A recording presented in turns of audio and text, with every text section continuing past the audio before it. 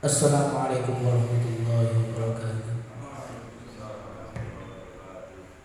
Innal hamdalillah nahmaduhu wa nasta'inuhu wa nastaghfiruh wa na'udzu billahi min shururi anfusina wa sayyiati a'malina. May yahdihillahu fala mudilla lahu wa may yudlil fala hadiya lahu. Asyhadu an la ilaha illallah wahdahu la syarika lahu wa asyhadu anna Muhammadan abduhu wa rasuluhu la nabiyya ba'dahu. Allahumma shalli wa sallim wa barik ala sayyidina Muhammadin wa ala ali sayyidina Muhammad. Jamaah Majelis Taklim Thoriqul Iman yang dirahmati Allah SWT, insyaallah kita melanjutkan kajian kita pada hari ini, pada malam hari ini. Alhamdulillah, insyaallah. Belum dimulai dah, kopinya dah.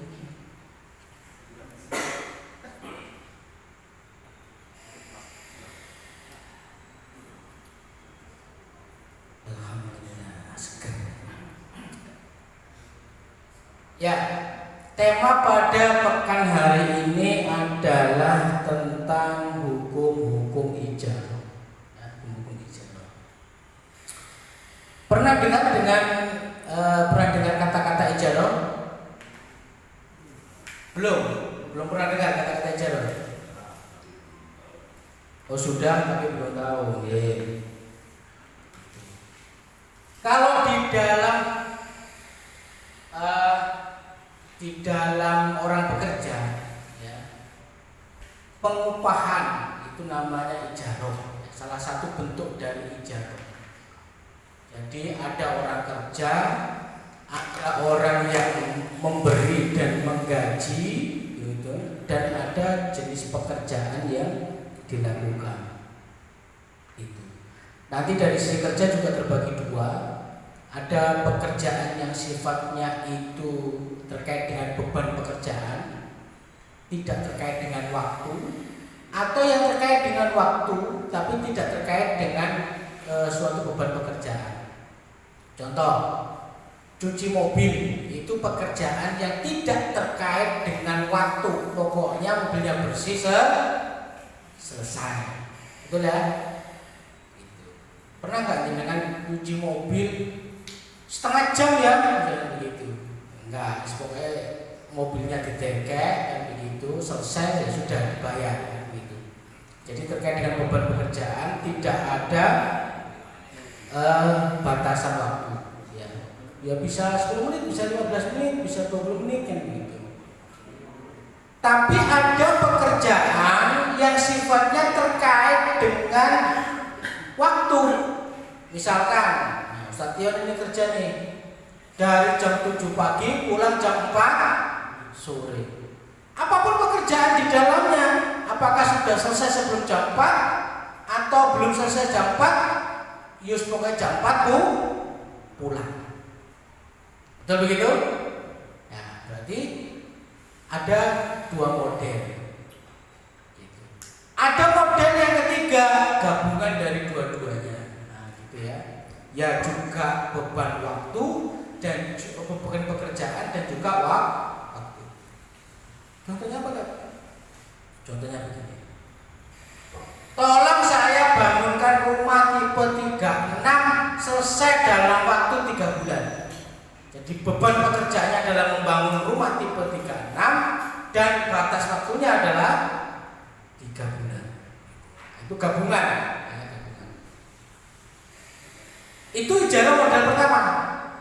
Nah nanti ada ijarah model yang berikutnya ya. Gitu. Contoh misalkan kos-kosan, jasa dokter itu juga bagian dari ijarah. Di ijarah ya. Mungkin biar secara fakta sedikit terbayang.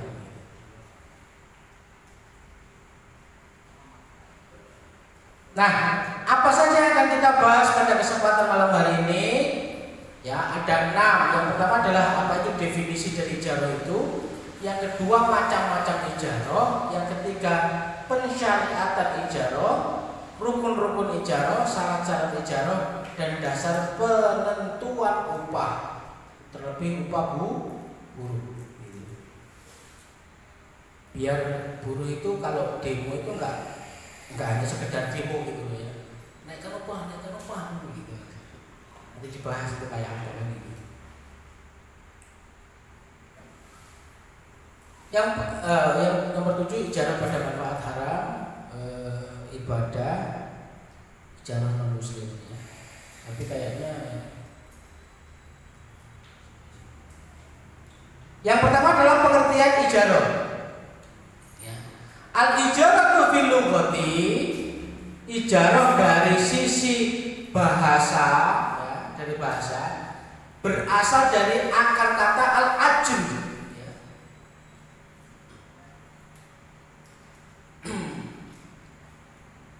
Musataqatun minal ajri wa huwal out, ya.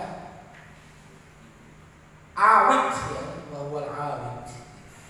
Jadi menurut arti bahasa berasal dari akar kata minal ajri, dari kata al-ajru, ya, minal ajri wa huwal awit, ya. Upah. Ya, ajri upah, yaitu awit, sama. Yang berarti pengganti kompensasi, al-iwad, ya. Itulah ijarah. Jadi pengganti, kompensasi, ya. Ada sebuah kompensasi. Ijarah itu adalah kompensasi atau pengganti secara makna bahasa. Amma fi syar'i fal ijaratu hiya 'aqdun 'alal manfaati bi iwadin. Adapun di dalam makna syariat, fal ijaratu adalah bahwasanya ijarah dia adalah akdun, sebuah akad, al manfaati atas manfaat bi iwadin, kan gitu ya, dari sebuah pergantian atau kompensasi. Jadi ijarah adalah akad atas manfaat dengan pengganti, iwad. Secara bahasa tadi hanya kompensasi atau pengganti, tetapi kalau makna syar'inya itu adalah sebuah akad. Akad. Disebut akad itu berarti perjanjian dua pihak. Kalau bukan dua pihak tidak bisa disebut akad, tapi bisa jadi janji, bisa jadi hibah. Nanti yo, nek aku jual rezeki kok tak duit, itu janji. Pertanyaannya, seperti itu perlu disepakati dua belah pihak? Enggak, satu aja cukup gitu. Atau hadiah, ya tak kasih hadiah, itu juga nggak perlu kesepakatan. Tapi namanya akad, ya, akad itu berarti melibatkan minimal dua pihak orang yang berakad, akidain.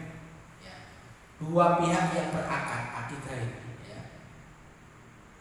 Jadi ijarah adalah akad atau dalam tanda kutip kalau bahasa kita, perjanjian dua pihak atas sebuah manfaat. Manfaat itu macam-macam ya, manfaat. Apakah itu jasa, itu tenaga, pikiran, waktu. Pokoknya ada sesuatu manfaat yang diperoleh dengan pengganti. Nah, manfaatnya tadi itu ada gantinya, ada kompensasinya. Itulah ijarah. Nah, ini ada di kitab Saksi Al-Islamiyah, juz yang kedua halaman 317. Macam-macam ijarah berdasarkan jenis manfaat ada 3 macam. Yang pertama adalah ijarah untuk manfaat benda atau barang, manfaatul ain, disebut penyewaan benda, ya, istajarul a'yan, penyewaan benda. Misalnya penyewaan rental mobil. Jadi kalau dengan rental mobil itu juga disebut dengan ijarah. Nyewa komputer itu juga disebut dengan ijarah. Menyewa AC sama itu ijarah. Menyewa rumah juga ijarah. Kalau dalam bisnis macam-macam, ada sewa brand, itu juga namanya ijarah, sewa branding. Jadi nama itu disewa, karena nama itu bisa mendatangkan pelanggan, gitu. Atau ngekos, sama, itu juga ijarah. Ya.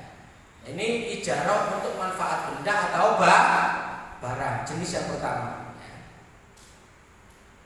Jenis yang kedua adalah ijarah untuk manfaat perbuatan, manfaatil amal. Jadi ada sebuah perbuatan yang kita ambil manfaatnya. Kalau tadi adalah benda yang kita ambil manfaatnya, sekarang perbuatan yang kita ambil manfaatnya. Misalnya jasa dokter.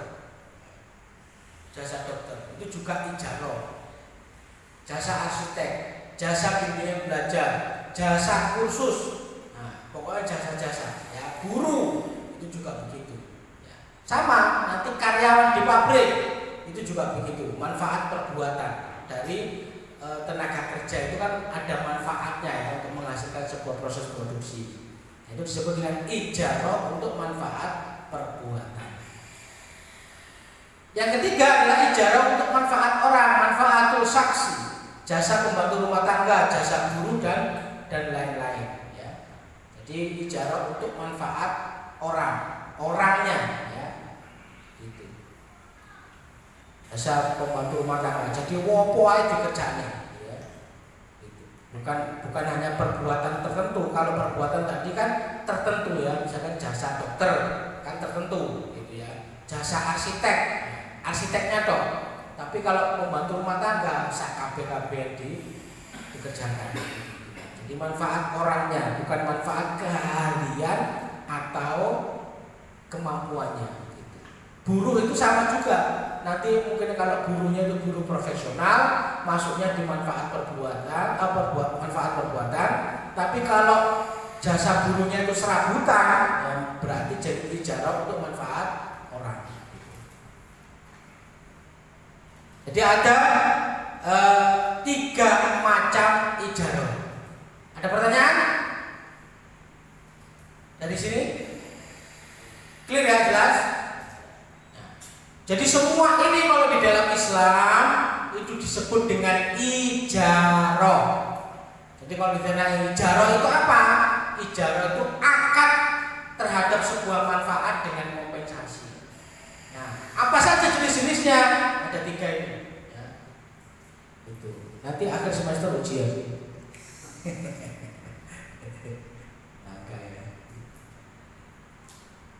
Oke. Apa hukumnya ijarah? Hukumnya adalah jaiz, mubah, boleh. Ya. Apa dalilnya? Di dalam dalil Al-Quran, Quran surat Az-Zukhruf ayat 32. Ya. Nah, ini artinya, apakah mereka yang membagi-bagi rahmat Tuhanmu? Kami telah menentukan antara mereka penghidupan mereka dalam kehidupan dunia, dan kami telah meninggikan sebagian mereka atas sebagian yang lain beberapa derajat, agar sebagian mereka dapat mempergunakan sebagian yang lain.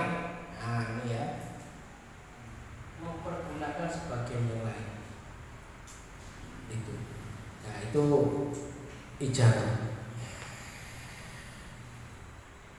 Kemudian Quran surat At-Talaq ayat 6.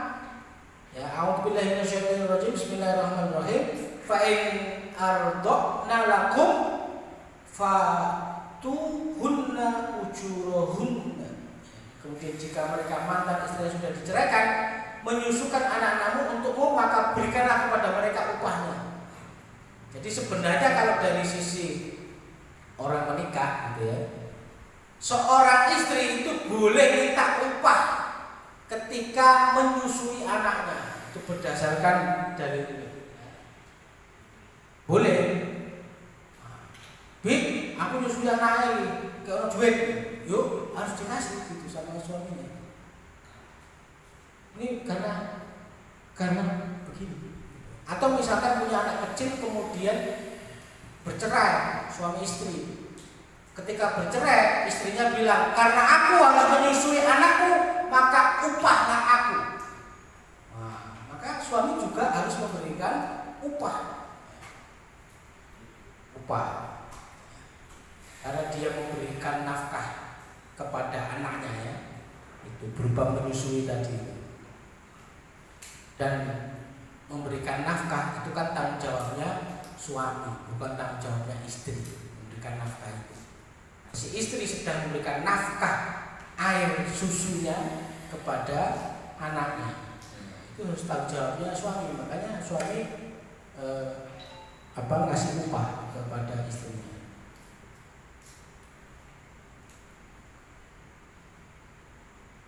Dalil sunnahnya apa? Diriwayat dari hadis riwayat Bukhari dari Aisyah radhiyallahu anha, Rasulullah SAW dan Abu Bakar pernah mempekerjakan seorang laki-laki dari Bani Abdin, kemudian dari Bani Abdi bin Adi sebagai penunjuk jalan, yaitu saat keduanya hijrah. Jadi guide, ya, nyewa guide. Ini dalil dari as-sunnahnya, ya, hukum ijarah. Nah, apa saja rukun-rukun ijarah? Ya, hal-hal yang harus dipenuhi dalam ijarah. Yang pertama adalah al-aqidani, yaitu dua pihak yang berakad. Ya, harus ada dua pihak yang berakad. Boleh laki-laki, boleh perempuan. Ya, yaitu yang menyewa, mustajir, yang disewa, dipekerjakan atau ajir. Ya.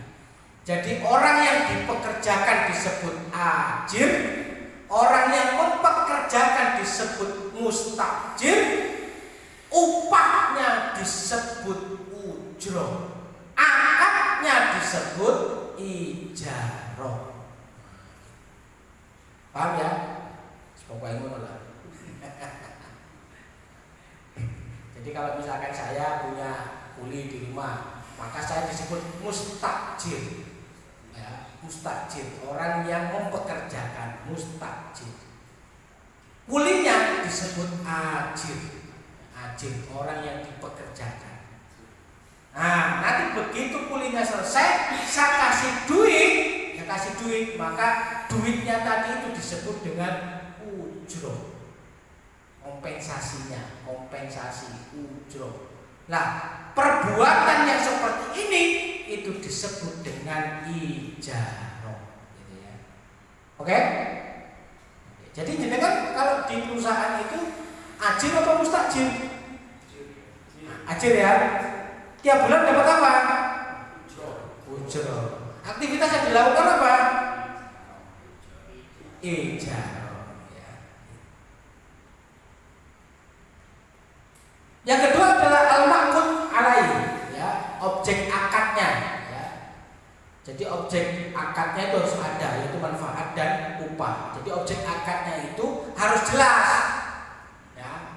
Gak boleh gak jelas. Gitu. Nanti ada syarat tambahannya kan begitu. Jadi manfaat berarti harus jelas pekerjaannya itu apa. Sama kayak dengan di sebuah perusahaan itu harusnya jelas secara pekerjaannya itu apa. Jadi atasan itu nggak sembarangan nyuruh jenengan itu kan. Wah, pekerjaan di pokoknya nggak bisa begitu. Jadi ada pekerjaan yang harus disampaikan dan ada upah yang harus disampaikan. Ayo, orang-orang apa tak? Pokoknya orang aku. Ono duitnya lah, gampang. Gak jelas itu. Gak jelas itu apa? Pasti nanti grundel neng gurih pasti. Kenapa? Gak jelas apa? Yang kedua, upahnya juga gak jelas. Makanya disampaikan aja kan gitu. Ayo kalau aku, apa? Ngurusi A. Ngurusi A itu aku itu duit itu kalau pokoknya setiap nanti kamu kerjakan, kamu dapat sekian. Nah, gitu ya.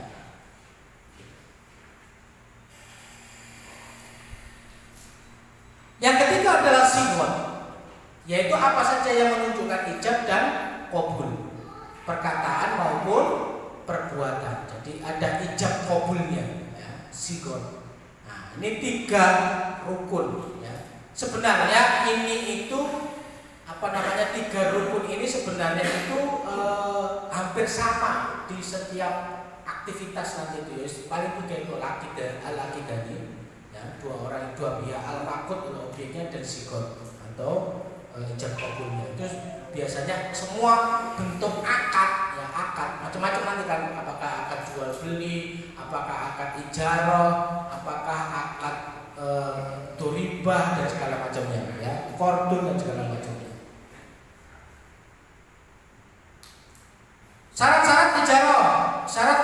tahun pertama, ya, al-aqidani, dua pihak yang melakukan ijarah. Jadi satu harus berakal, yang kedua adalah mumayyiz. Ini mumayyiz itu minimal seseorang yang sudah tahu mana baik, mana buruk. Jadi begini, kalau ada anak kecil usia TK lah, dia sudah balik atau belum? Belum. Sudah berakal atau belum?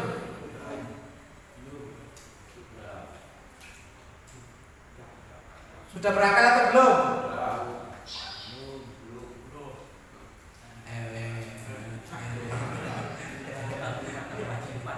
Kenapa? Belum berakal. Kalau dia belum tahu kewajiban dia. Pertanyaannya begini, anak yang seperti itu boleh nggak melakukan jual beli? Tak boleh. Pertanyaannya, nek sekolah anak sampai sering dikei duit nggo jajan ora? Hah? Jarene gak oleh. Piye to? Anak TK,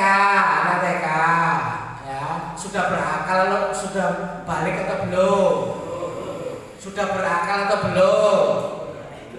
Boleh melakukan jual beli apa enggak? Tuh saiki boleh jawabannya ya, kan gitu.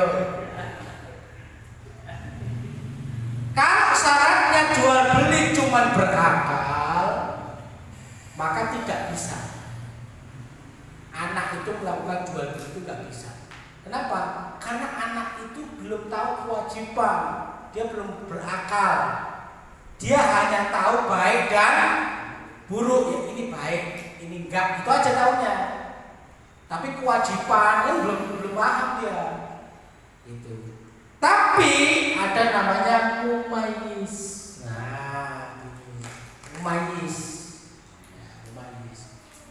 Di mumayyiz itu anak kecil tadi itu seseorang yang belum balik tapi sudah mumayyiz. Artinya dia sudah bisa membedakan mana baik, mana buruk, tapi belum balik. Nah, jual beli itu boleh, yang mumayyiz itu boleh. Asalkan apa? Asalkan dengan harga yang wajar. Kalau harganya nggak wajar, maka orang tua berhak untuk membatalkan transaksinya. Nama anak kecil dibijui. Wis tuku iya sepeda motor, murah iki. Anak cilik ditaruh sepeda motor gak ngerti. Oh iya. Duitnya gue gowo kan begitu. Gowo kene kan begitu. Atau misalkan anak kecil pakai cincin kan begitu ya, pakai cincin 3 gram atau apa sama ibunya, atau pakai kalung kan begitu. Pak, berapa harga sampelnya? Punya duit nggak? Kok bawa duit? Wis cincinmu aja boleh ini, sini cincinmu, tak tuker sama sampel. Boleh. Jenengan cilik kan belum berakal ya, kasihkan aja. Kasihkan aja. Pertanyaannya, orang tuanya kaget, "Loh, mana cincinmu?" "Buat beli sampel, Bu." Gitu. Wah, langsung. Itu boleh dibatalkan karena itu sifatnya enggak wajar. Itu ranahnya mumayyiz itu seperti itu ya. Nanti mumayyiz ini macam-macam itu dalam pengertian apa? Bisa dipakai juga misalkan seorang wanita yang bepergian jauh, ya, kan harus diikuti dengan mahramnya kan begitu. Nah, itu mumayyiz itu boleh ditemani oleh mumayyiz, anak yang sudah tahu mana baik, mana buruk, itu boleh. Jadi nggak harus ditemani suaminya terus, tapi anaknya juga boleh. Yang ketiga adalah ikhtiar, tidak dipaksa, ya, ada pilihan, ya, ada pilihan. Mau melanjutkan ataukah tidak dari ijarahnya, itu ada ikhtiar, ya, tidak dipaksa. Nah, apa syarat pada rukun kedua? Rukun kedua tadi apa tuh?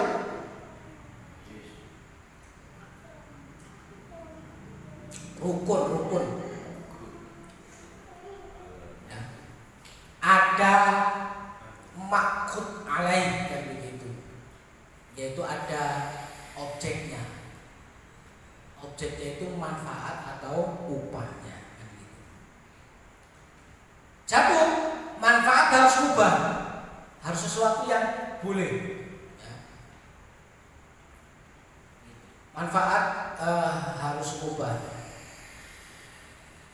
Antakuna al manfaatu ubah ya. Jadi manfaat harus ubah, harus sesuatu yang dibolehkan.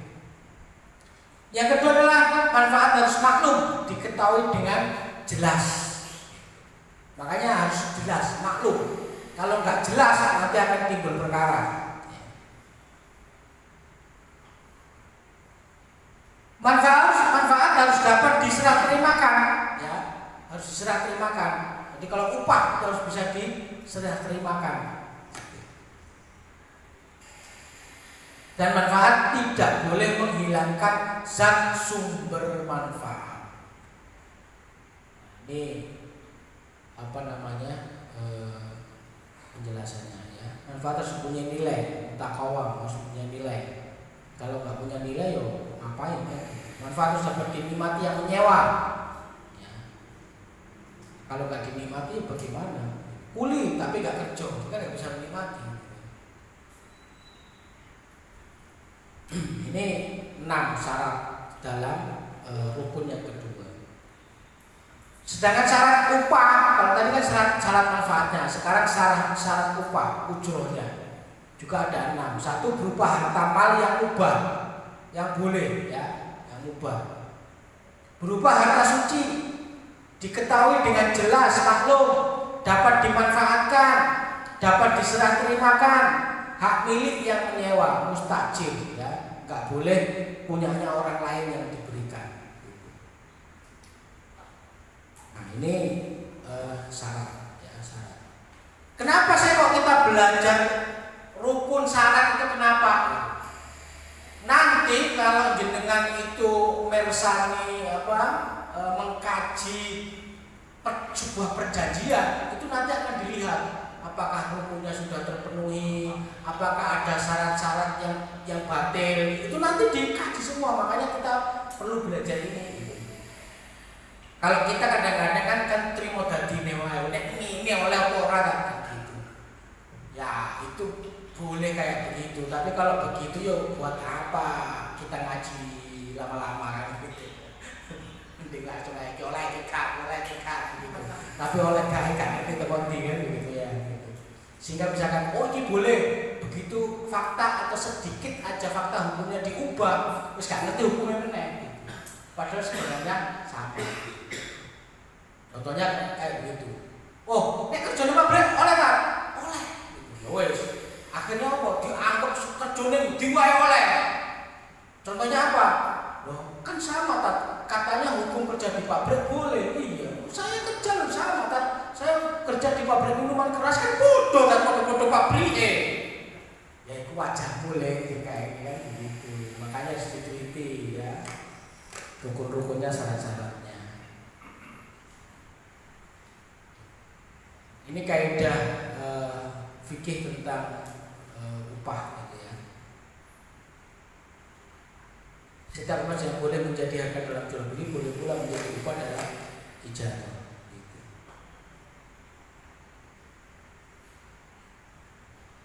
Bagaimana dengan dasar penentuan upah? Upah kalau menurut doktrin kapitalis ya, upah didasarkan pada taraf kebutuhan hidup minimum. Jadi kalau orang kapitalis mempekerjakan seseorang ya, maka apa kalau ukur besarnya upah? Maka orang kapitalis mengukur besarnya upah itu berdasarkan kebutuhan hidup minimum.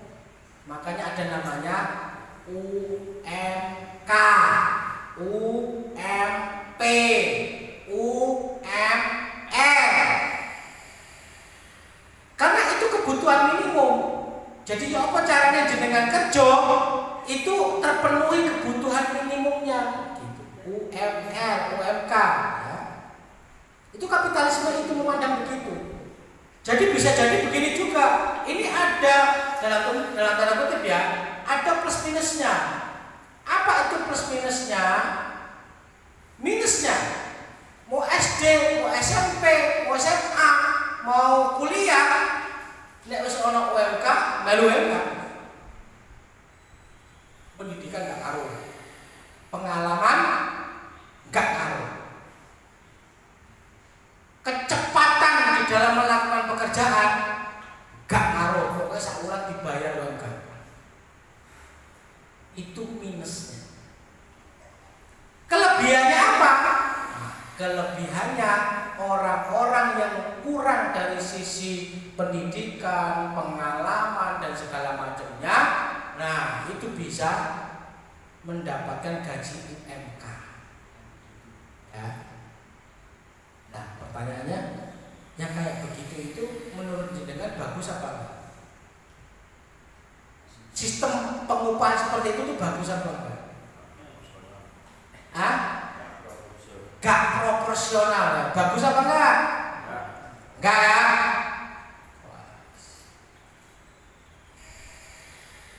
Ya.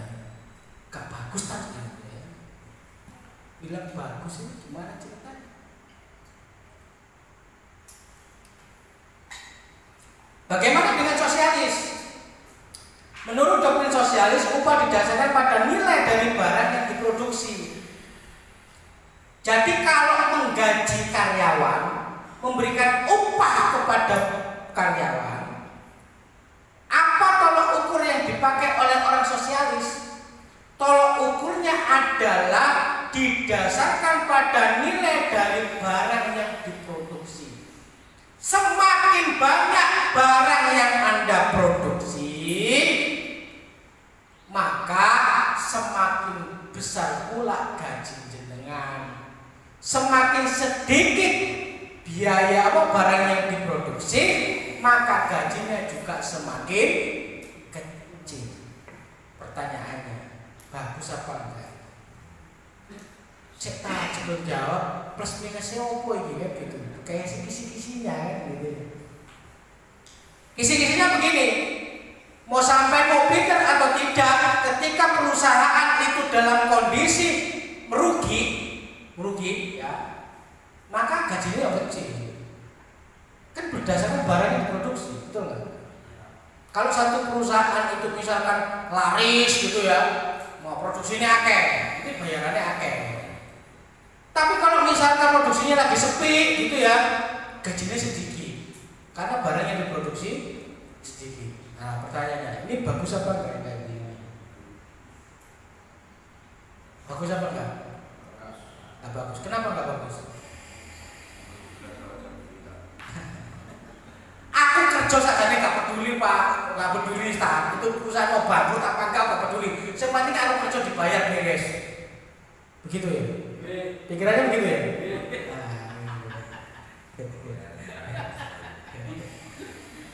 Pekerja itu pilih PNAE kan gitu ya. Semoga sih merah. Kalau enggak tak demo. Bagaimana menurut Islam?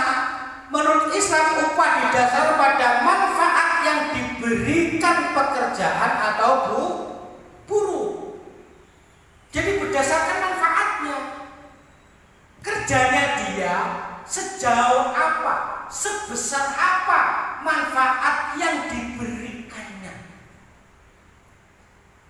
Kalau semakin tinggi pendidikan, bisa jadi manfaatnya semakin besar, maka bisa jadi gajinya lebih besar.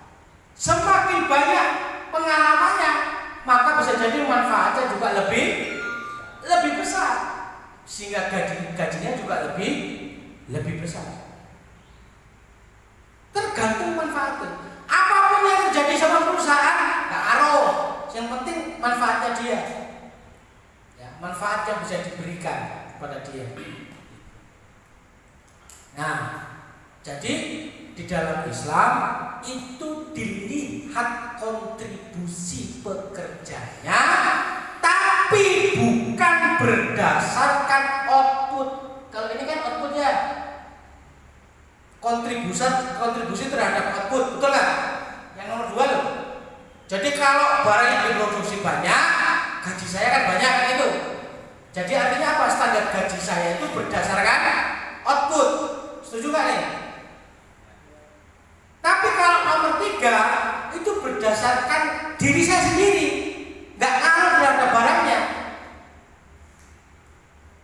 Nah, contoh misalkan begini, aku kerja misalkan teknisi, bahwa aku ini pinter benahi mesin, sehingga nggak ngurus itu namanya mau untung mau rugi mau apa, yang penting jasa saya itu sangat bermanfaat bagi perusahaan, maka saya digaji berdasarkan manfaat yang saya berikan kepada perusahaan, gitu loh.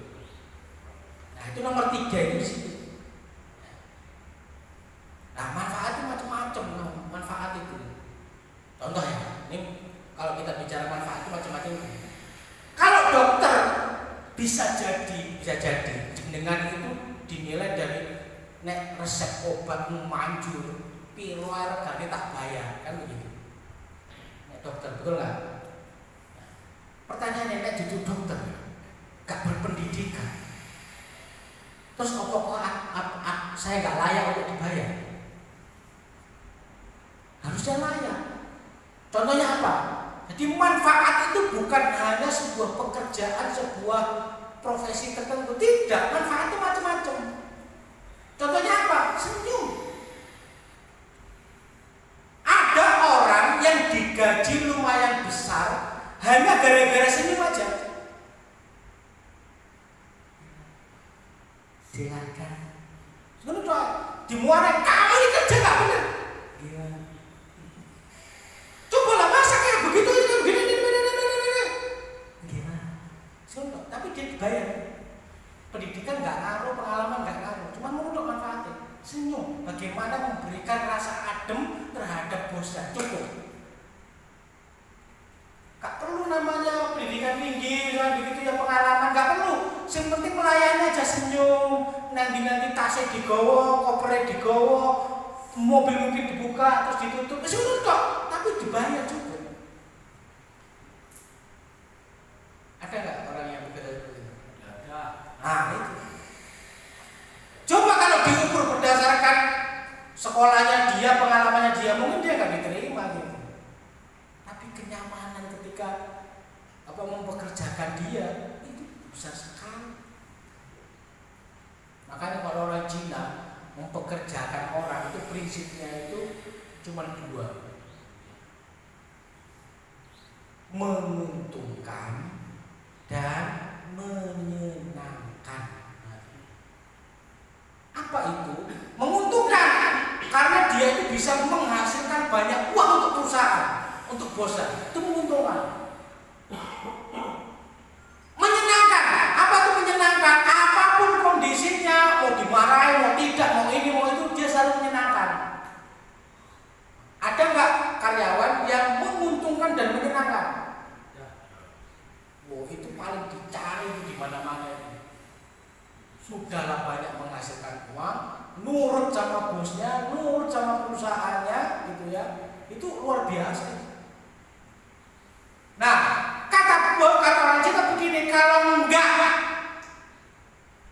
ya minimal menguntungkan tapi tidak menyenangkan. Ya, artinya apa? Nek arek iki menghasilkan banyak uang, wes gak usah baperan, menang meskipun menjengkelkan perilakunya, disuruh bantah, di sini bantah gitu, gak apa-apa, biarin aja. Dibiarkan aja. Kenapa? Karena dia paling banyak menghasilkan pendapatan untuk perusahaan. Kadang-kadang kita sebagai leader itu mintanya perfect. Apa itu perfect? Wong itu juga menguntungkan dan menyenangkan, itu tuntutannya. Dan golek bos yang koyo ngono kuwi bos. Betul enggak? Atau yang kedua, dia enggak menguntungkan tapi menyenangkan. dimarahi koyo gak menghasilkan uang untuk perusahaan, enggak. Justru mungkin perusahaan keluar duit untuk dia, tapi dimarahi gitu ya. Kamu nih siapa? Tolong ambilkan ini. Siapa? Lain kali jangan begitu. Siap. Menyenangkan pokoknya semuanya. Siap. Tapi duit enggak. Artinya apa? Dia enggak bisa menghasilkan uang. Nah, di organisasi itu juga sama sebenarnya. Ada orang yang menguntungkan dan ada orang yang menyenangkan. Apa itu? Bisa jadi disuruh rekrut jamaah biar banyak gitu. Pinter ya, tapi sikapnya menjengkelkan. Ya wis tutup mata aja gitu. Gak usah diminta perfect. Kamu itu harus begini, enggak. Yang penting pokoknya dia boleh jamaah sing akeh wis beres. Selebihnya tutup mata aja wis. Menjengkelin apa terserah gitu. Atau yang kedua, dia itu nggak bisa disuruh ngumpulin jamaah, tapi nih menyenangkan. Apa tuh menyenangkan? Ustadznya durung teko, wis mateng kopine. Kan begitu. Kan menyenangkan ini kan begitu. Menyenangkan. Semua sudah siap. Menyenangkan kan begitu. Nggak usah dikongkon sudah melakukan. Menyenangkan.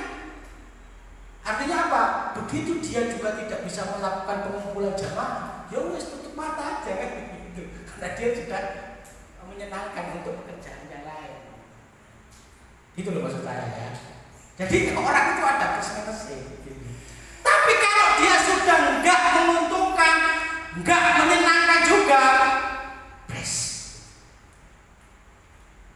Kamu sudah enggak menghasilkan uang, dituturin bawel tok isine. Kan gitu.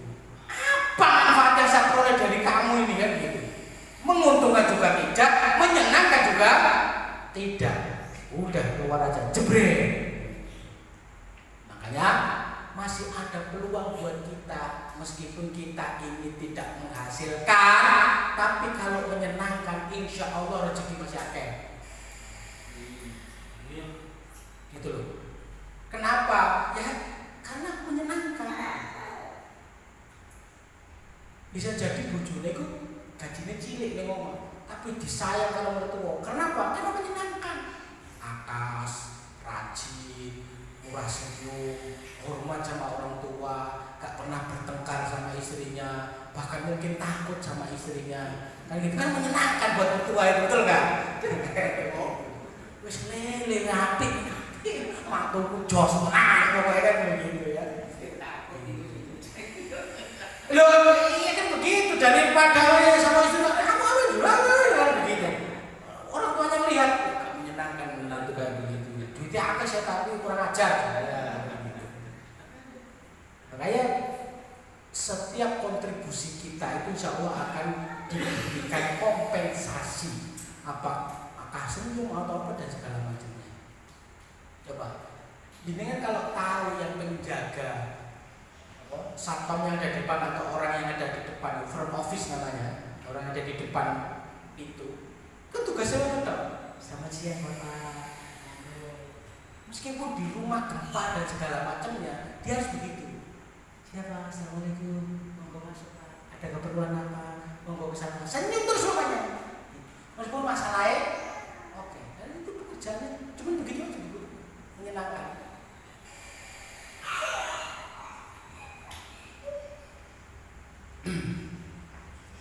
Bagaimana cara penentuan upah buruh di dalam Islam? Satu, ditentukan berdasarkan kesepakatan buruh dengan perusahaan. Jika tak terjadi kesepakatan, ditentukan oleh ahli kubara yang dipilih oleh buruh dan wakil perusahaan. Jadi begini. Jadi kalau misalkan ada orang yang mau kerja di perusahaan, berapa nih gajinya dia? Karena dia punya spesifikasi, punya kualifikasi, dan kualifikasinya itu bisa jadi kualifikasinya nggak normal. Apa itu nggak normal? Yang langka. Ketika langka, poin pertama nggak terjadi kesepakatan. Kamu tak gaji 10 juta per bulan, dia menolak. Enggak, kemampuanku bisa menghasilkan 100 juta per bulan. Nggak terjadi kesepakatan. Nah, kalau tidak terjadi kesepakatan, maka harus ada pihak yang bisa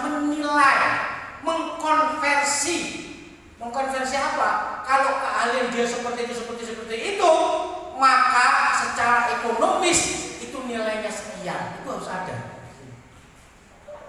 Mubarok namanya, ya, ahli mubarok. Makanya kalau nanti ada perselisihan soal gaji di dalam Islam, itu masuk ke pengadilan, maka diurus oleh mubarok ini.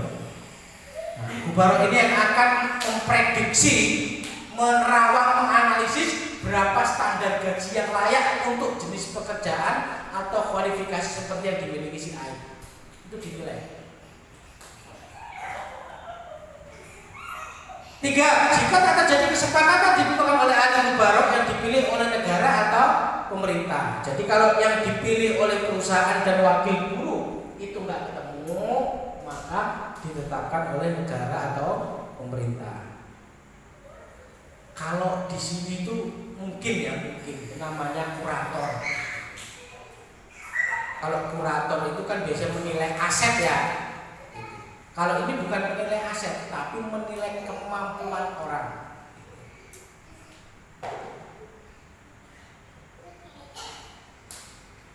Ijarah pada manfaat yang haram, ya. La tajuzu ijaratul ajir fima manfaatan muharram. Apa itu? Tidak boleh ijaratul ajir atau mempekerjakan pegawai pada segala manfaat jasa yang telah diharamkan syariat, nggak boleh. Makanya kalau misalkan objek al-maqsud al-ain, ya, objeknya tadi itu sesuatu yang haram, nah itu tidak boleh. Ya, makanya bekerja di perusahaan Homer nggak boleh. Atau misalkan kamu tak gaji, tugasmu adalah menyuap, itu juga nggak boleh. Nggak boleh.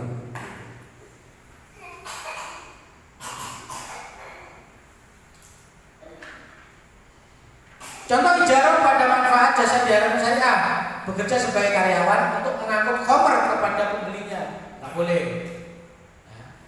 Ngangkut kok tak? Sama aja, kan hadisnya kan itu. Yang membuat, yang memeras, yang menjual, yang membeli, yang mengangkut atau mendistribusikan. Itu kalau masalah ada 7 atau 10 itu ya. Pihak yang diharapkan terkait dengan khomer. 2. Bekerja sebagai karyawan untuk memeras khomer, bekerja sebagai karyawan untuk mengangkut babi atau bangkai, termasuk ya, bekerja untuk sesuatu yang riba. Nah, itu nggak boleh. Riba diharapkan pada 4 bagian. 1. Pemberi riba, penerima riba, pencatat, saksi. Sama tugasnya mencatat. Nah, itu kena, itu nggak boleh. Tahu ya yang mencatat riba? Tahu pekerjaan yang mencatat riba tahu? Pak? Tahu? Apa?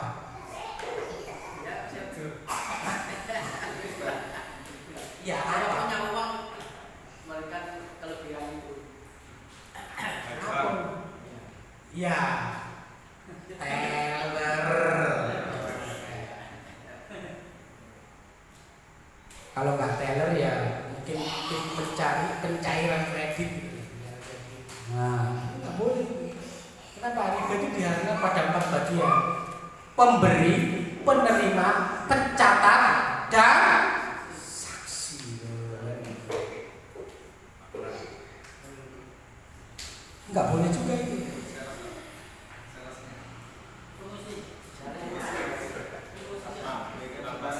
Satpam gimana satpam? Ya kan boleh nggak terkait dengan upah. Loh kalau satpam jadi saksi nggak boleh. Ya kan nggak, saksi kan belum tentu satpam. Kadang-kadang saksi itu bisa suaminya, bisa istrinya, gitu loh. Coba kalau jenengan kredit di bank, saksinya satpam nggak?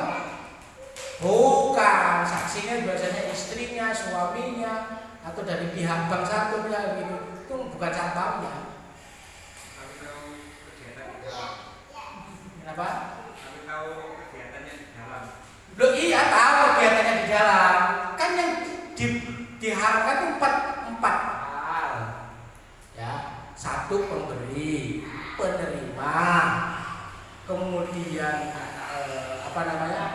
pencatat, saksi. Di luar 4 ini nggak boleh diharamkan. Kalau jenengan haramkan, pertanyaannya dalilnya apa?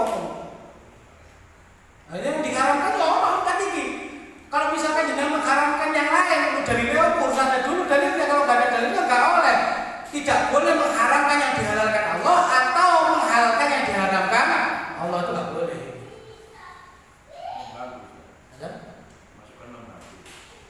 Oh, membantu. Ya nanti dilihat bener nggak dia membantu gitu ya. Nah, ya. Apakah dia ikut membantu? Nah, nanti dilihat faktanya gitu ya. Yang jelas begini, tidak semua bagian itu haram. Sama, pertanyaan begini, bank itu melakukan banyak transaksi riba, betul nggak? Terus kita nabung di bank boleh apa? Oh, boleh. Gitu. Tadi katanya tahu kan di dalam transaksi ya ada gitu. Sekarang ngomong boleh, kok beda loh kan gitu. Karena apa? Karena ada transaksi yang memang dibolehkan gitu loh. Ada, tidak semua pendapatannya bank itu haram, enggak. Ada juga penghasilan bank yang lain yang halal. Makanya kalau bagi saya tidak mengharamkan institusinya atau banknya, tidak, tapi saya menghukumi transaksinya. Gitu. Contohnya nabung, boleh nggak nabung? Boleh wajiah. Itu, loh berbunga kan? Tinggal nyari tabungan sih nggak berbunga kan sudah beres. Dipotong kan? Ya kan nggak apa-apa dipotong jasa. Orang tuh jenengan titipin titipin terus ada jasanya, boleh nggak? Aku titip motorku parkir terus bayar orang boleh apa nggak? Nah jenengan titip duit 10 miliar terus ada jasanya, boleh apa nggak? Boleh, admin bank namanya. Jenengan bisa ngambil uang di mana-mana, terus ada jasanya, boleh apa nggak? Boleh. Itu jenengan transfer lewat handphone terus ada jasanya, boleh nggak? Itu pakai juga penghasilannya, dari ATM dapat, dari handphone dapat, belum tadi ya dari orang nabung adminnya per bulan segala macam dapat. Lu bayar juga, coba jenengan. Kita itu bisa jadi sehari itu bisa jadi misalkan sampai 5-10 kali transaksi. Apa itu? Misal ya, kita itu transfer ke orang duit, satu transaksi ngambil duit, bisa jadi ngambilnya itu 2 kali 3 kali. Kenapa Sat? Karena sekali ngambil itu sedikit, 200.000, 300.000. Kok nih ngomong kurangannya cukup meneh, ngambil duit meneh, kan ada jasanya itu kan. Satu orang per hari 5 satu transaksi ngambil duit berapa itu? 2.000. 2.000. Nah, 2.000. Sehari 5 kali transaksi, 10.000. Jumlah nasabahnya 30 juta. Piro coba itu? Per hari loh ya. 30 juta kali 10.000, 300 miliar per hari. Saya ulang. Nah, itu maksud saya ya. Jadi banyak penghasilan juga yang diperoleh bank selain riba-riba itu banyak juga.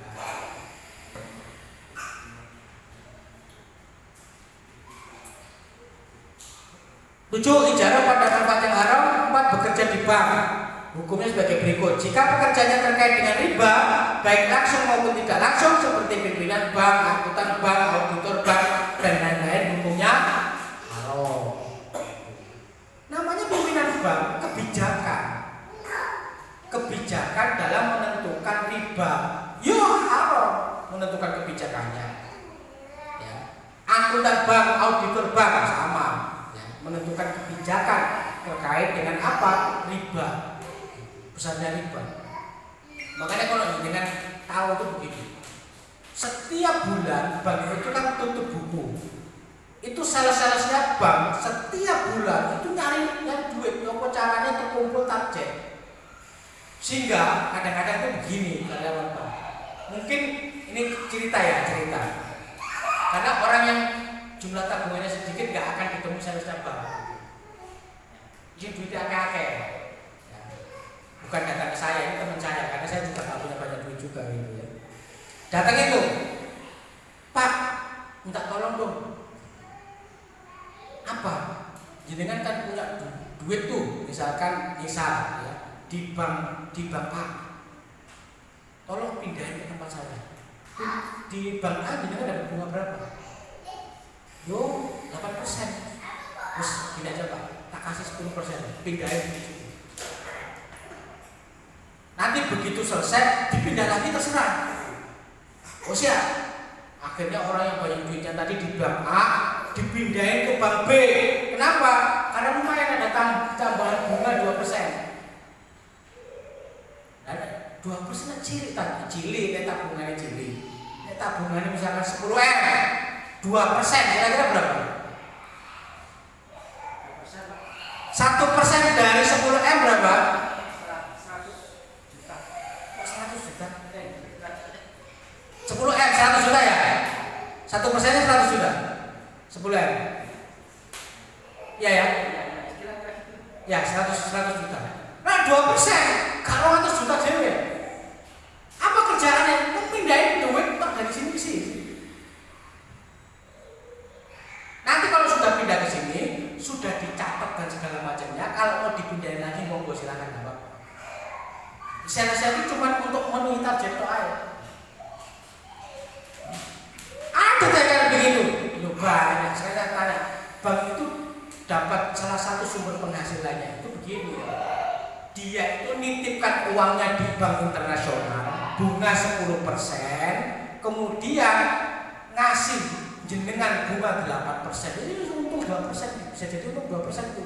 Karena jadi jenengan nabung 10M tuh. Kan dapat bunga 8% ya. Sama bank itu ditabungkan lagi ke bank internasional, bank. Bunganya 10%, jadi dapat keuntungan 2%. Itu aktivitas bank itu jenengan tahu. Kenapa kayak begitu? Jadi saya tahu proses pindah-pindah begitu karena dulu pernah punya tim yang sales bank. Kalian agak tahu. Jika pekerjaannya tidak terkait riba baik langsung maupun tidak langsung seperti satpam bank, pegawai cleaning service, office boy, maka hukumnya karena nggak terkait dengan riba. Kalau terkait dengan riba nggak boleh, tapi kalau nggak terkait boleh. Ya. Bekerja di perusahaan yang akadnya batil seperti sirka musahama, PT asuransi dan koperasi. Kerja neng koperasi yang aktivitasnya nganane duit, nah ini nggak boleh juga. Koperasi simpan pinjam, nah nggak boleh ya. Atau asuransi nggak boleh juga. Jika pekerjaannya diharapkan salah atau akadnya batil, seperti pencatat akad asuransi, karyawan membagi sisa hasil usaha koperasi, karyawan yang tugasnya menjual saham PT dan lain-lain, maka hukumnya haram.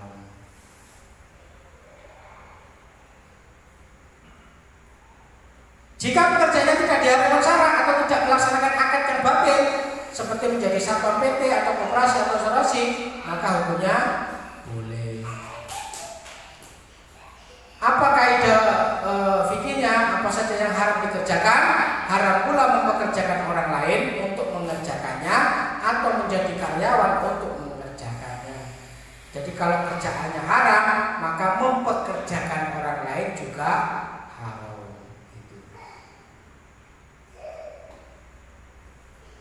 Bolehkah hukumnya mempekerjakan yang muslim? Berdasarkan sunnah ijma sahabat, boleh. Ya, Rasulullah pernah mempekerjakan orang Yahudi menjadi penulis atau sekretaris dan penerjemah. Adapun jika seorang aktivitas haram hukumnya, maka tidak boleh mempekerjakan orang lain, baik pekerjaan itu muslim atau non muslim. Jadi kalau pekerjaannya haram, ya nggak boleh. Mau muslim mau non muslim ya tetap nggak boleh. Bolehkah hukumnya seorang muslim menjadi pekerja bagi non muslim? Bosnya orang Cina misalnya begitu boleh nggak? Boleh. Ali bin Abi Thalib pernah menjadi pekerja bagi orang Yahudi dengan pekerjaan upahnya adalah sebutir kurma untuk 1 timba air. Ya. Gitu. Boleh. Sayyidina Ali bin Abi Thalib itu pernah bekerja. Gitu ya. Adapun jika suatu aktivitas ibadah disyaratkan pelakunya muslim seperti azan, imamah, haji, membayar zakat, mengajarkan Quran dan lain-lain, maka tidak boleh mempekerjakan non muslim. Jadi dulu itu kalau di Jakarta itu kan imam rawatib, yang tukang azan itu boleh digaji. Boleh digaji. Dan di Jakarta itu banyak yang digaji semua ya. Biar masjidnya itu hidup, ya menghidupkan masjid. Apalagi kalau di luar negeri. Jadi imam itu luar biasa, bisa 9 juta gajinya per bulan, bisa 15 juta sebulan. Tapi syaratnya harus hafal minimal sekian juz gitu Al-Quran gitu ya. Itu boleh. Gitu.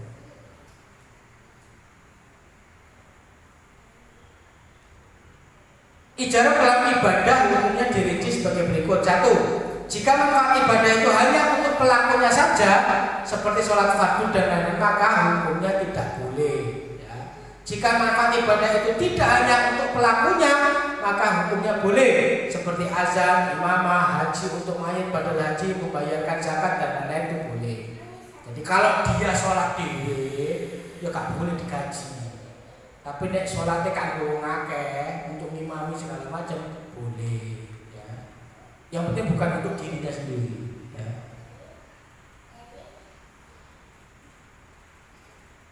Mengajarkan Quran dengan upah hukumnya makro. Sebab terdapat dalil yang mencela mencari makanan dengan Al-Quran, tapi celaan tersebut tidak bersifat tegas atau jazm. Ya. Sesuatu yang paling berhak kamu ambil upahnya adalah Al-Quran. Gitu. Jadi mengajarkan Al-Quran makro. Makro itu apa? Ya dihindari lebih baik, tapi dilakukan tidak apa-apa. Mengumandangkan azan dengan upah makro, sebab beberapa dalil yang mencela mengumandangkan azan dengan upah, tapi cerahan tersebut tidak tegas. Nah, ini sesungguhnya di antara hal terakhir yang dipesan Nabi Muhammad kepadaku adalah agar aku mengangkat muazin yang tidak mengambil upah atas azannya. Terima kasih. Itu terkait dengan ijarah. Kalau ada pertanyaan saya persilahkan. Apakah pertanyaan seputar materi atau di luar materi? Kalau bisa saya jawab, ya kalau saya jawab, saya persilahkan.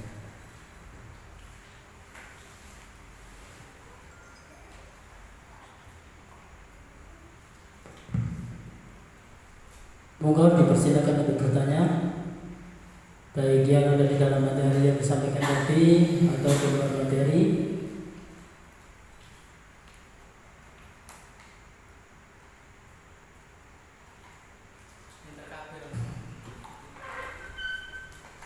Jika tidak ada, saya yang bertanya, Ustaz. Oh ya, betul. Boleh lah.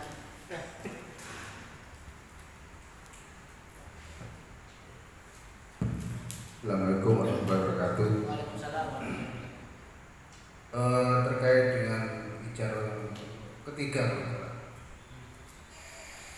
soal rental. Saya itu kan pernah rental. Satu hari itu kan 24 jam itu misalnya 250.000, akan tetapi memulangkannya itu telat dan kena dendanya 25.000. Kira-kira gimana, itu mohon penjelasan. Kenapa dendanya riba apa tidak? Maksudnya boleh apa tidak? Nanti kena denda. Terima kasih. Sama-sama. Ada lagi? Oh, Kang. Ya, yang saya tanyakan, di dalam ajaran Islam apa diperbolehkan untuk menyewakan sebidang sawah kepada orang lain? Dan yang kedua, di dalam Islam itu bank itu boleh apa enggak? Dan kenapa bank ini dibiarkan berkembang biak, padahal di dalamnya terdapat jeratan dosa. Mohon pencerahannya Ustaz. Nah, ada lagi? Cukup? Pertanyaan pertama. Saya merental mobil sehari 250.000. Terus telat dan telat itu didenda. Boleh apa tidak? Boleh itu satu. Terkait menetapkan dendanya. Yang kedua, apa hukum uang dendanya? Kan gitu ya. Nah, ijarah itu kan sesuai dengan kesepakatan. Jadi kesepakatannya adalah apa? Misalkan tadi ya, bentuknya adalah nyewa mobil 24 jam dengan rupiahnya 250.000. Kalau lebih dari 24 jam itu bagaimana? Seharusnya itu juga disepakati. Jadi misalkan keterlambatan tiap jam, maka harus membayar misal 50.000. Boleh. Karena ini tidak disepakati, akhirnya jadi perselisihan, kan begitu. Boleh nggak menetapkan dalam tanda kutip denda? Boleh. Tapi gede banget 50.000. Itu soal kesepakatan. Karena awalnya tidak disepakati, maka ini akhirnya jadi masalah. Kalau dengan ikhlas terima, sah. Kalau nggak ikhlas, nggak mau menerima, dibawa tuh ke pengadilan. Aku Pak Trimo, mosok kayak gini. Nanti pengadilan yang akan memutuskan. Bagaimana cara memutuskannya? Maka ada hubaran tadi itu. Dia yang akan melihat seharusnya kalau sewa mobil yang umum, kalau keterlambatan 1 jam itu bukan 50.000, tapi seharusnya 30.000. Kubaran mengatakan gitu. Maka hakim akan mengetok. Maka dendanya tidak boleh 50.000, tetapi ditetapkan dendanya adalah 30.000.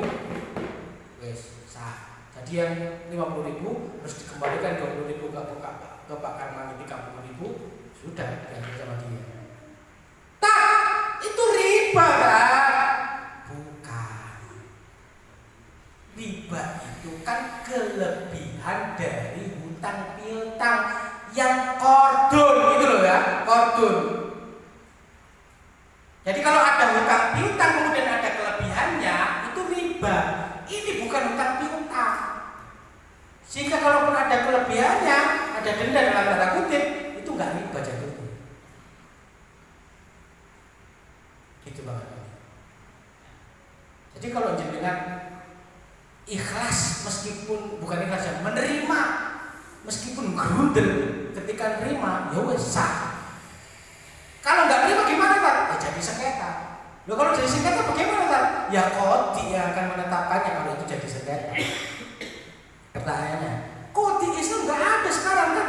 Ya mau nggak mau ya masuk ke kodi kapitalis sekarang gitu. Jadi mereka akan memutuskan. Ya, apa boleh harus ikhlas aku lah daripada dia loyal lagi gitu. Ya wes nek ngono trimo ae kan gitu ya. Makanya hal kayak begitu, ini pelajaran buat kita. Suatu yang di dalam akid kalau tidak ditetapkan, itu nanti akan jadi potensi konflik, gitu loh.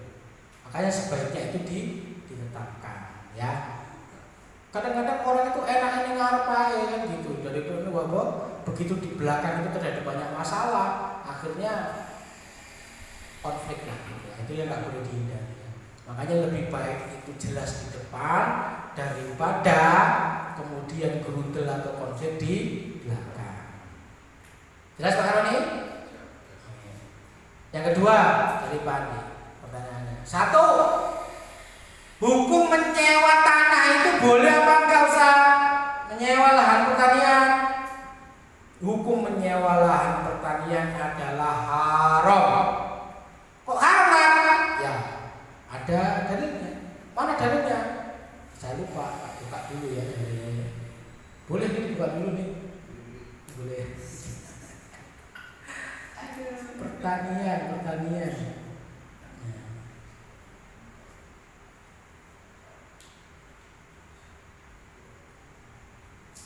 Makanya materinya mau tak sampaikan di depan.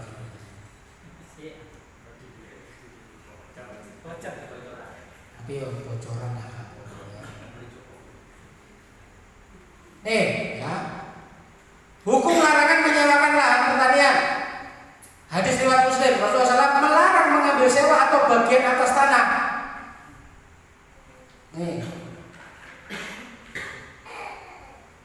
Siapa saja yang memiliki sebidang tanah, hendaklah dia menanaminya, atau hendaklah saudaranya menanaminya. Dia tidak boleh menyewakannya dengan sepertiga atau seperempat dari hasil pertanian, dan tidak pula dengan makanan yang telah ditentukan. Hadis riwayat Abu Dawud. Aku mendengar Rasulullah bersabda, siapa yang tidak meninggalkan akad mukharabah, maka hendaknya dia mengumumkan perang dengan Allah dan Rasulnya. Ya, ini lahan pertanian. Rasulullah SAW melarang menyewakan tanah. Kami bertanya, wahai Rasulullah, kalau begitu kami akan menyewakannya dengan bibit. Beliau menjawab, jangan. Sahabat bertanya, kami akan menyewakannya dengan jerami. Beliau menjawab, jangan.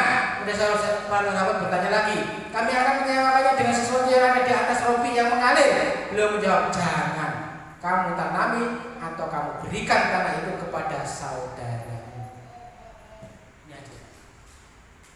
Jadi gak ento duwe lahan, duwe sawah terus disewa nek gak ento, haram hukumnya. Tak, ini di kampung saya banyak banget yang kayak begini. Lebih banyak banget yang keliru kok kan begitu. Nek keliru yo aja ditiru, keliru. Sing ngerti yo aja dilakoni, ngerti wong lakoni padha ae gitu. Boleh kan? Gak boleh. Tapi kalau bukan lahan pertanian, disewakan itu boleh. Misalkan jangan punya pekarangan tanah di pekarangan rumah, terus disewakan untuk lapangan voli, boleh nggak? Boleh.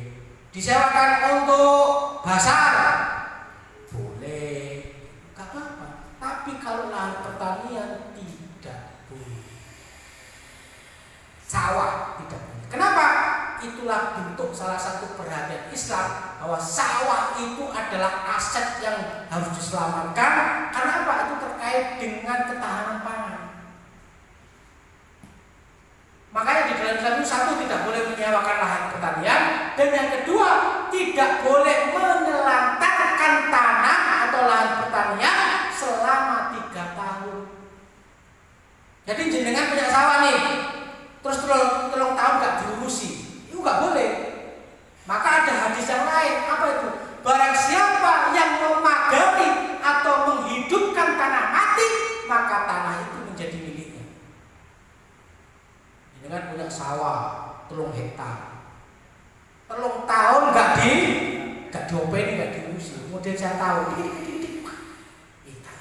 ini 3 hektar, gak diapa-apa, ini 3 tahun. Habis itu tak pagari sama saya, terus tak brujul, tak olah, tak tanemin. Maka secara otomatis tanah itu menjadi milik saya. Jadi di dalam Islam gak ada konsep properti yang produktif, itu gak ada. Kalau sekarang orang beli dibiarin, orang beli dibiarin, orang beli dibiarin, itu yang membuat kita nanti itu makanan sulit, ini sulit, itu kenapa? Ya karena gak produktif, dibiarkan saja kayak begitu. Coba di ultimatum, sampai beli sawah 3 tahun gak diurusi, itu dipagari orang, bisa pindah kepemilikan. Makanya ngomong gak duwe sawah, itu enak banget kalau dalam Islam. Tinggal dilihat kok ngene.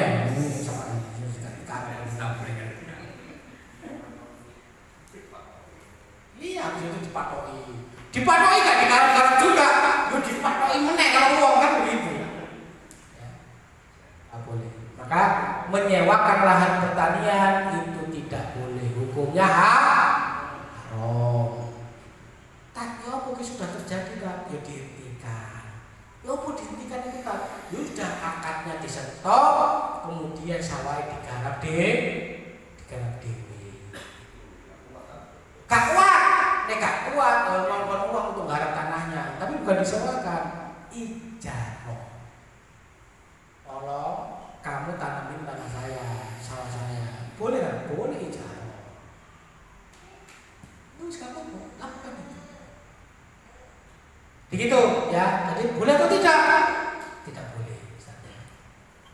Termasuk tadi ya, menelantarkan tanah selama 3 tahun itu juga tidak boleh. Kalau sekarang tanah 3 tahun nggak digarap sawahnya, boleh nggak kita ambil? Oh, ya rame misalnya. Kok rame tak? Ya iyalah, gitu ya. Jadi penerapan hukum Islam itu ya nggak akan bisa dilaksanakan ketika pemerintahannya itu bukan pemerintahan Islam gitu. Tapi tidak semua hukum Islam itu menunggu pemerintahan Islam enggak. Ustaz, ini pemerintahan Islam belum tegak, berarti sholat gak wajib. Keliru mas, ini tetap sholat. Jadi hal-hal yang terkait dengan pemerintahan Islam baru hukum itu nggak bisa dilaksanakan. Kayak tadi itu kita pagerin itu, kita dipidanakan orang lah.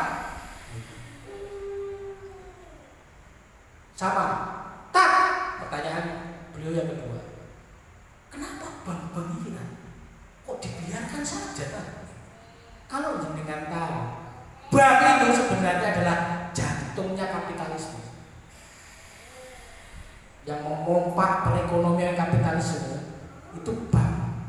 Kalau banknya mati, maka perekonomian kapitalisme itu mati. Gitu. Jadi menungso nek jantungnya gak ono, jantungnya gak berdetak, kira-kira si urip mau mati? Mati. Kenapa gak dibubarkan? Ya karena itu. Karena ini jantungnya kapitalisme. Makanya gak akan dibubarkan. Disitulah pemompa. Apa itu pemompa? Bank ini kan nyedot duit, betul nggak? Pertanyaan, nyedot duit ini duitnya wong miskin, tok, wong kaya, tok, apa semua orang? Apa? Semua orang. Jadi bank ini nyedot semua uangnya orang, mau miskin, mau kaya, mau Islam, mau tidak Islam, mau besar, mau kecil, semua uangnya orang itu disedot sama dia. Pertanyaannya berikutnya adalah, uang ini dialirkan kemana? Ke orang miskin atau ke orang kaya? Orang kaya. Orang miskin dapat cairannya nggak?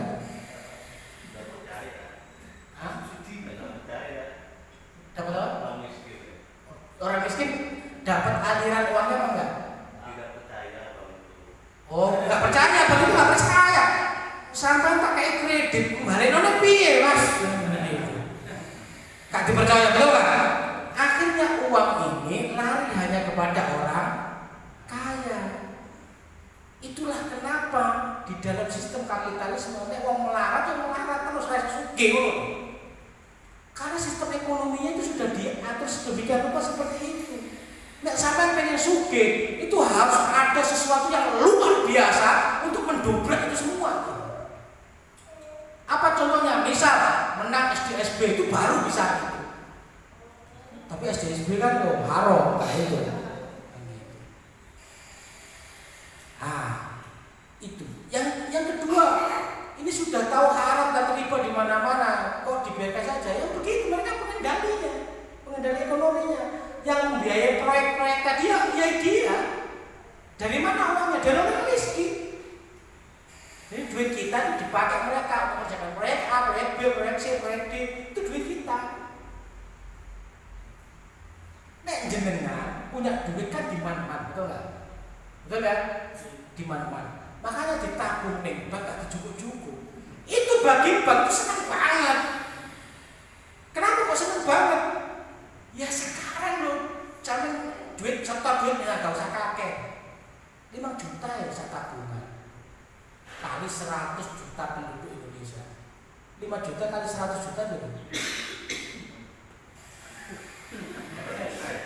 500 triliun, betul nggak? Ya.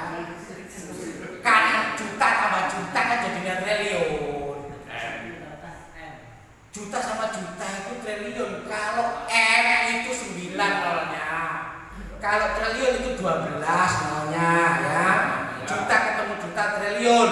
Tinggal saiki 500 peng 100 peng 5 berarti kan 500 triliun kan begitu per bulan. Itu diputar semua. Podo sama saya, gak usah seneng bilang Pak, duit sampe jenengan titip meneng aku nih. Itu meneng aku seneng banget ngomong tak puter tak bisa kok kan gitu. Jadi saya tanpa modal kan gitu ya. Karena duitnya dari jenengan semua. Jenengan kemudian disetambal, makanya dikasih bunga gitu. Bunga.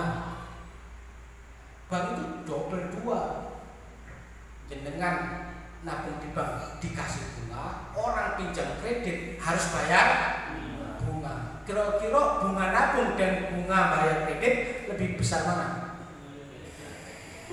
Bunga bayar kredit lah. Makanya bank itu untuk keuntungan itu salah satunya dari situ, Pak.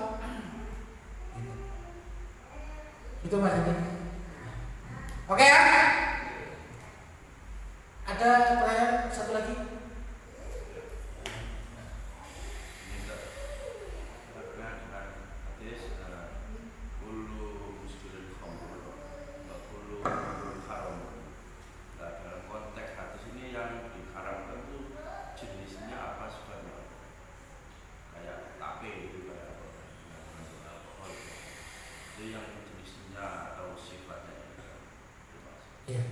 Kalau dulu penjelasan begini, sesuatu yang memabukkan maka hukumnya itu haram. Nah, dari sinilah kemudian kan begini ya. Orang minum, mohon maaf, minuman keras haram kan gitu. Aku nggak minum minuman keras lah, cuma obat kok situ.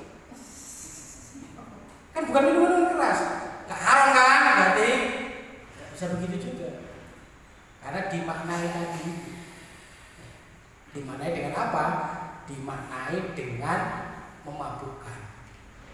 Maka mau sapil, mau rompil, mau telompil itu juga haram. Satu. Yang kedua, secara zat. Namanya alkohol secara zat itu haram. Apa contohnya, Pak? Contohnya, jenengan tahu parfum? Ada alkoholnya?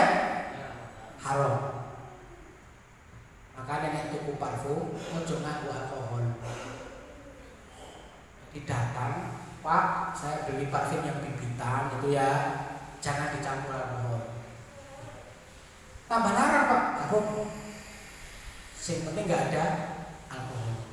Tak, saya nggak beli parfum yang kayak begitu bibitan, tak. Saya langsung di Indomaret, tambah parah. Hampir semua parfum sama segala macam di Indomaret itu biasanya campurannya alkohol. Bisa kolonyer, bisa parfum, bisa minyak rambut, bisa kemana ya? Tisu basah. Makanya kalau beli dicek dulu, kalau beli tisu basah yang non alkohol, nah begitu. Kalau alkoholnya haram, ya. Kenapa? Apa?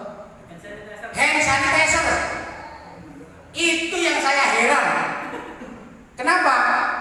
Coba orang mau Idul Adha atau Idul Fitri pakai hand sanitizer, di mana hand sanitizer itu mengandung alkohol dan itu najis. Coba bikin. Ini sholat Idul Fitri, Allahu Akbar, dandan keren kan begitu ya. Habis itu pakai hand sanitizer. Amin. Sholat gak ditompol. Loh kenapa gak ditompol? Najis sih. Lah wujud itu menghilangkan najis malah dikei barang najis. Ceritanya, tapi dengan bangganya. Oh keren Pak, keren. Ini kayak gak ngerti hukum itu ngono kae. Terus siapa tak? Ya jangan pakai hand sanitizer lah kalau begitu. Jelas ya? Jadi hati-hati, saya juga begitu, nggak pakai hand sanitizer. datang ke kantor manapun lihat hand sanitizer nggak saya pakai. Kenapa? Ketika saya pakai nempel ke baju, wah ini nggak jadi pakai sholat bajunya. Terus bagaimana tak? Ya nggak apa-apa kalau pakai hand sanitizer, tapi jangan ditempelin, sini tuh air. Tek, datang, baru cuci tangannya. Nah, itu insya Allah aman kan gitu ya. Nah, satu dari sisi zatnya itu, kalau tadi kan yang memabukkan itu ya haram, sekarang dari zatnya juga haram. Bagaimana dengan tape kan? Ya, ketika prosesnya itu memang proses alami, alam itu begini. Yang haram itu kan anggur diperes, nah kemudian jadi kan gitu ya. Sama kalau misalkan tape fermentasi sampai jadi alkohol, ya nggak boleh.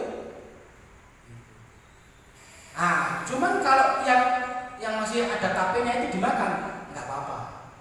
Cuman memang ada perbedaan pendapat di kalangan ulama. Ada yang mengharamkan, ada yang tidak. Tape segala macam itu yang mengharamkan.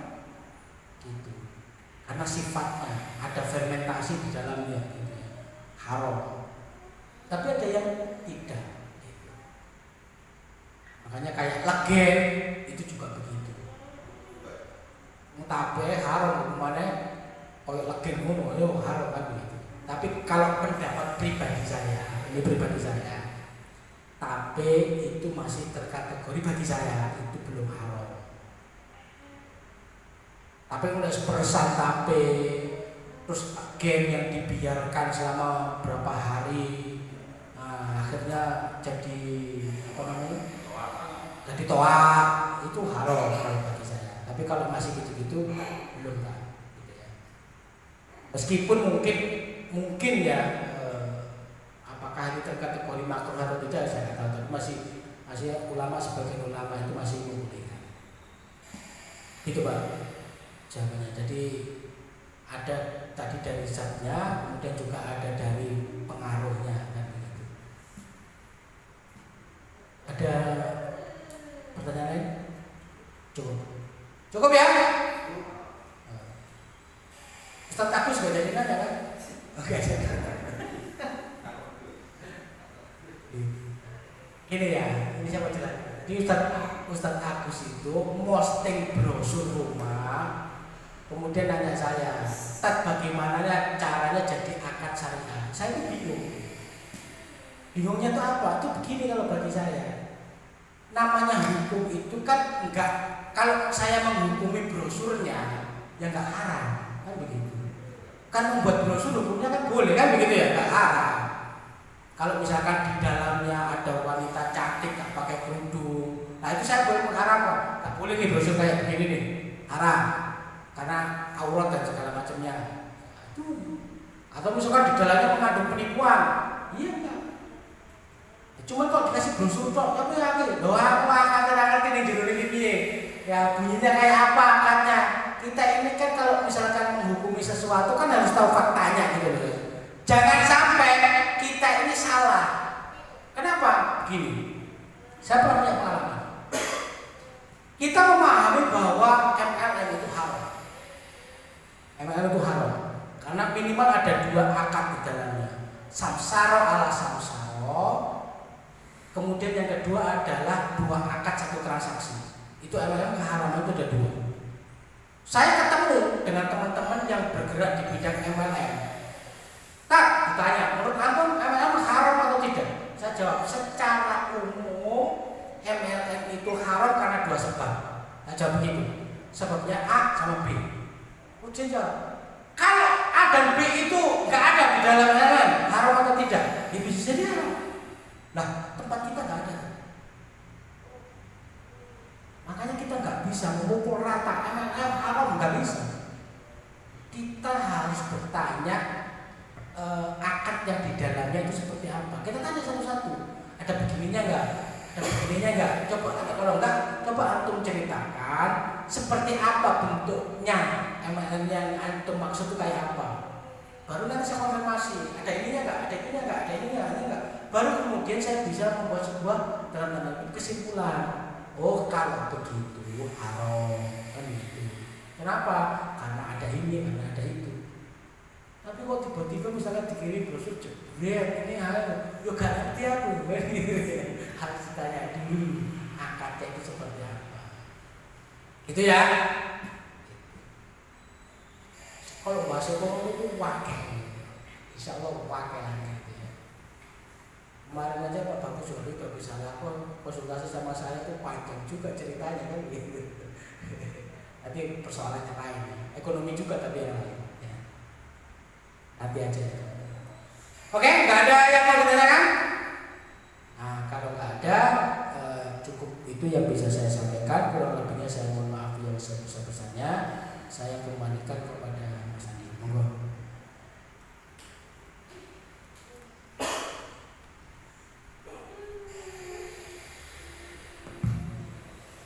Alhamdulillahirrahmanirrahim.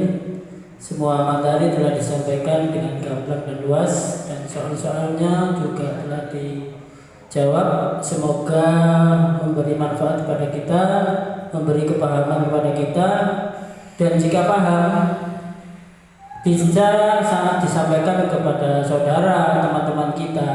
Syukur-syukur bisa diajak untuk mengikuti kajian rutin pada malam Sabtu hari ini.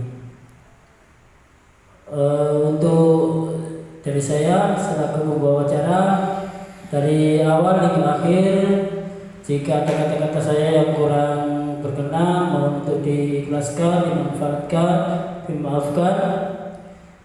Dan acara pada malam hari ini mari kita tutup dengan istighfar 3 kali dan doa kifaratul majlis. Astagfirullahaladzim, astagfirullahaladzim, astagfirullahaladzim. Subhanallahumma wa bihamdika asyhadu an la ilaha illa anta astaghfiruka wa atubu ilaik. Assalamualaikum warahmatullahi wabarakatuh.